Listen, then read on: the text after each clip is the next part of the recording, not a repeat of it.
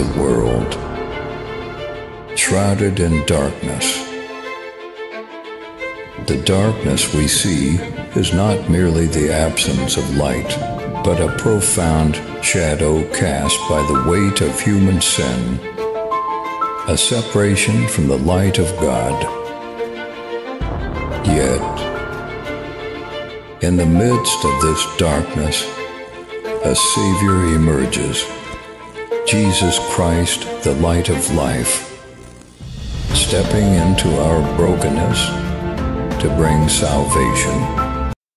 Selamat bergabung di komunitas The Power of Love dan nikmati penjelasan dari hambanya yang menyampaikan firman Tuhan hari ini. Dan jangan lupa subscribe, like, komen, dan share. Terima kasih. Amos Larosa, MTH. Saya dari Gereja GKSI Pardas. Ya, kita ada tempat ibadah di Sunter Mandais, ya. Dan saat ini saya bergabung. Sebelumnya saya bergabung di Bethel Indonesia, dan saat ini bergabung di GKSI Pardas. Ya, saya seorang sarjana hukum dan saat ini saya bidang hukum di Asosiasi Pendeta Indonesia Tingkat DKI. Saya kenal Pak Michael di situ, ada juga Pak sahabat saya Pak Michael, Peter. dan juga Pak Peter gitu ya. Dan mereka ada di DPC, saya di DPD-nya gitu ya. Nah, Bapak Ibu Saudara kasih dalam Tuhan, saya bersyukur sekali saya diundang datang hari ini di sini beribadah di KPI. Dan terlebih-lebih saya bersyukur bisa berjumpa dengan Pak Pendeta Rambi. Ya, banyak tadi berbincang-bincang, masuk Bapak kita yang ada di Salemba saat ini.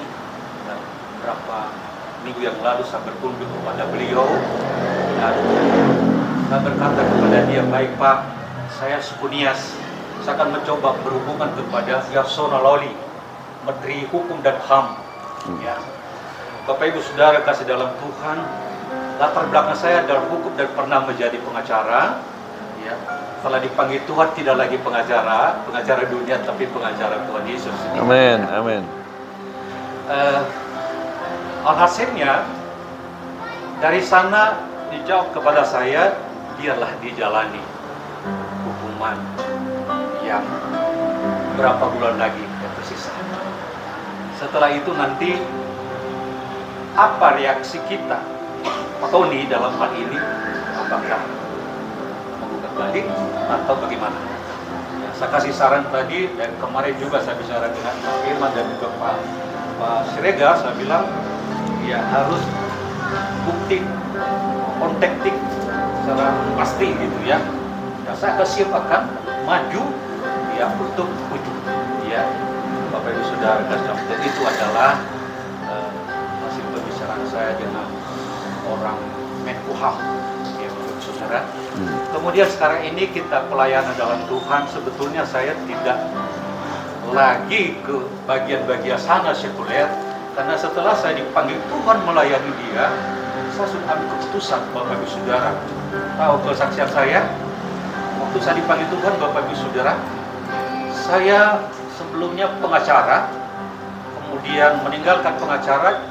Itu bos saya dulu itu Pak Lubis, Pak Todong Mulia Lubis.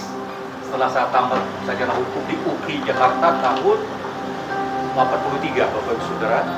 Ya, tekun itu selama kurang lebih 3 tahun, Bapak Ibu Saudara. Tapi karena saya melihat pengacara itu banyak yang belok-beloknya, yang benar bisa salah, yang salah bisa benar, Bapak Ibu Saudara. Saya bertekanan batin saya. Saya ambil keputusan saya tidak bekerja lagi di situ. Tetapi saya bekerja saya dipanggil sebagai manajer personal ya di Rafai, di salah satu perusahaan yang besar, Bapak Ibu Saudara. Di Egel Tangerang, Bapak Ibu Saudara, yang menangani karyawan 14.000, Bapak Ibu Saudara. 14.000. Itu tantangan buat saya, Bapak Ibu Saudara. Ya. Namanya belum bertobat, ya. Keras. Ada masalah, karyawan malas, peringatan pecat. Ya, pernah saya tajam pisau di meja saya, Bapak Ibu Saudara. Mau dibunuh saya. Tetapi saya diam aja. Saya doa, Tuhan, lumpuhkan orang ini. Akhirnya apa yang terjadi, Bapak Ibu Saudara? Saya bilang, ambil pisaunya, masuk. Tekan tombol, ditangkap polisi. Ya. Masuk penjara, Bapak Ibu Saudara. Ya. Masuk penjara. Dan disitulah tantangan yang saya hadapi, Bapak Ibu Saudara. Banyak musuh saya, karena orangnya keras. Ya. Salah, pecah. Terakhir saya sebagai kepala personalia General P di Rumah Sakit Sunter Agung. Sekarang Satya Negara, Bapak Ibu Saudara. Ketemu dokter dan perawat-perawat. Mereka salah, termasuk dokter, malas-malas. Peringatan, habis itu pecah. Di situ saya dipanggil Tuhan, Bapak Ibu Saudara. Saya dipanggil Tuhan di situ. Ya. Jumpa seorang pendeta dari Betani. Dia parkir mobil setiap hari di tempat saya. Saya nggak tahu siapa yang punya. Ternyata dia sudah bayar security saya. Saya bilang sama security, besok tidak bisa saya melihat mobil ini. Seandainya saya ada besok mobil ini, saya akan pecat. Termasuk komandan security. Ternyata sudah disampaikan sama Bapak. Sore hari, Bapak Ibu Saudara, waktu saya marah-marah sama security, jumpa Bapak itu. Saya begitu turun, mau pulang, dia ada. Dari jauh sudah begini sama saya, senyum-senyum dia sama saya. Siapa orang itu? Begitu ketemu, saya dipeluk gitu ya, dia bilang, saya pendeta Andi. Pendeta Andi dari Betani, Bapak Ibu Saudara. Ternyata dia manajer hero di sebelah saya. Dia ada parkir, lalu dia parkir ke tempat saya. Ya. Akhirnya apa yang terjadi, Bapak Ibu Saudara? Kami ngomong-ngomong, mulai surut emosi saya. Lalu saya diajak ibadah di karismatik, Bapak Ibu Saudara. Saya dulu di gereja Nias, BNKP Nias Jakarta ini, saya majelis, Bapak Ibu Saudara, majelis saya. Ya. Dan ketua pelatih paduan suara di Jakarta saya, karena pintar untuk pelatih paduan suara. Ya. Tapi suaranya tidak bagus. Ya, suaranya tidak bagus. Ya. Nah, Bapak Ibu Saudara, saya diajak ibadah. Ya, pertama saya ketemu adalah pendeta Audat, almarhum sekarang. Almarhum, ya. Ya. Kemudian saya diajak untuk ibadah ke Geraha Pemuda, Bapak Saudara. Ketemu Pak Pendeta Paul. Di situ saya dibaptis Roh Kudus. Itu saya ditangkap oleh Tuhan, Bapak Saudara. Saya diubah Roh Kudus menjadi baru kembali. Roh Kudus sangat berperan dalam hidup manusia, Bapak Saudara. Amin. Banyak orang tidak mengenal hal ini, Bapak Saudara. 1,5 jam saya tidak sadar. Gemet. Tergeletak di bawah. Maaf, muntah, keringat. Keluar bahasa yang saya tidak tahu, Bapak Saudara. Akhirnya apa yang terjadi, Bapak Saudara? Saya 1,5 jam saya dikasih minum sari putih ini. Lalu saya sadar. Begitu selesai, Bapak Saudara, sepertinya saya ada kehilangan luar biasa dalam tubuh. Ada kehilangan luar biasa. Bapak Ibu Saudara, keakuan hidup, kesombongan hilang, Bapak Saudara. Terbuka mata ini, Bapak Saudara, yang tadinya tertutup, terbuka mata lantang. Tidak ada rasa malu. Demikianlah kita kalau dia kuasai oleh Roh Kudus. Nah, apa yang terjadi, Bapak Saudara? Disitulah mulai saat itu, begitu saya mengasihi istri dan anak-anak dan orang lain, tidak ada rasa benci kepada mereka. Laki perempuan, saya melihat, saya mengasihi mereka. Suatu saat saya datang ke rumah sakit Cipto. Saya tidak kenal orangnya, Bapak Saudara. Saya doakan orang sakit, siapa orang saya pakai tangan kepala. Saya jumpa orang ada tumor di sini sama dia nih, besar ini. Di sini, di mulut, di sini, Bapak. Aku doakan, doa. Akhirnya, Bapak Saudara, Itu anak ya, anak umur 8 tahun. Ibunya, dia cari saya gitu.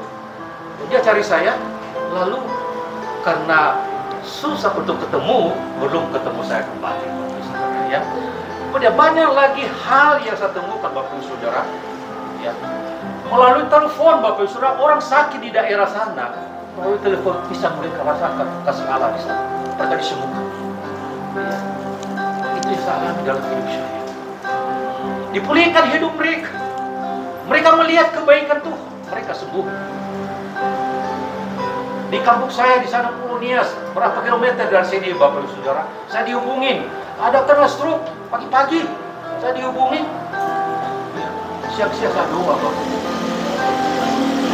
Sore hari saya doa lagi, sudah sembuh. Ada orang masuk rumah sakit, lumpuh, dipulangkan dari rumah sakit. Saya diminta doa, itu tanda saya sendiri di Nias sana. Saya doa dari sini melalui YouTube, melalui WA ya. Apa yang terjadi Bapak Ibu Saudara? Tante saya itu sembuh. Tadinya dipulangi dari rumah sakit. Hari Minggu ke depannya dia bersaksi di rumah sakit. Ada anak saya di Jakarta, Pendeta Amos Amelila Rosa menyembuhkan saya. Bukan saya menyembuhkan, tetapi Tuhan Yesus. Amin. Teriak kemuliaan bagi namanya. Amin. Amin. Tuhan Yesus ya hebat, bukan Amelila Rosa, Amos ya hebat. Saya tidak hebat, saya tidak kuat. Tuhan Yesus yang kuat. Ya, Bapak Ibu, kehadiran saya di sini saya bersyukur banget, bersyukur sekali. Mari Bapak Ibu Saudara ambil makna ini. Ya, saya siap untuk melayani di mana saja. Amin. Ya. Sekarang ini dengan Ibu Pendeta Romida Siburian, ya kami sama-sama melayani, yang sudah cukup lama. Ya, kami melayani di mana-mana, kami tidak mengenal suku dan tidak mengenal usia, tua muda melayani. Tidak mengenal tempat di mana. Ya, kami tidak mengharapkan ada sesuatu balasan, tidak Bapak Ibu Saudara, tidak. Bapak Ibu butuh pertolongan di rumah, butuh usahamu, ya, didoakan, kita datang cepat. Butuh anak, belum punya anak berapa tahun gitu, kita doakan. Dan kita berdoa, pasti Tuhan kan. Amin. Dan mukjizat akan terjadi. Amin. Amin. Bapak Ibu kasih dalam Tuhan, ambillah makna kesaksian ini. Ini bukan suatu